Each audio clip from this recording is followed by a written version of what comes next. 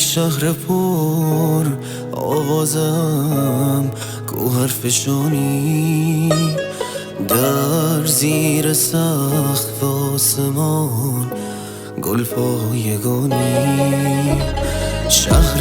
سلاس و خدمت دیرینه داری سنگ نگاره ها به لوح سینه داری صد تا چکاوک روی گل غایت غزل خوان پروانه ها بر روی شاخه ها فراوان این خاک تو گل پایگان عنبر سرشته سردی بهشتت خاک زیبای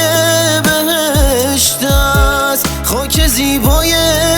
بهشت است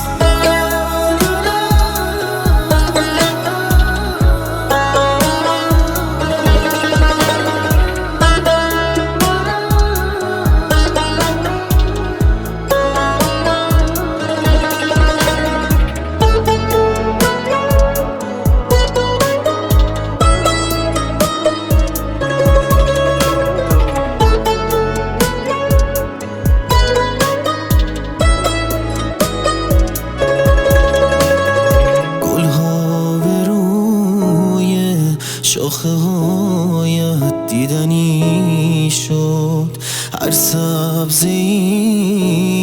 بر خاک تو بویدنی شد هر کس نظر کرده به سوی کوه الوند یادی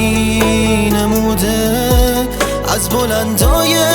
دماوند از بلندای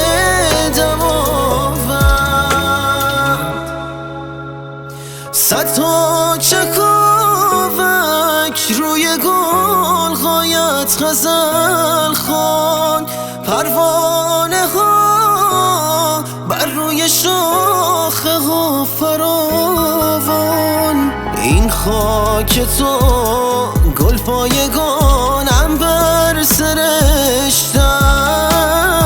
سردی بهشتت خاک زیبای بهشت است خاک زیبای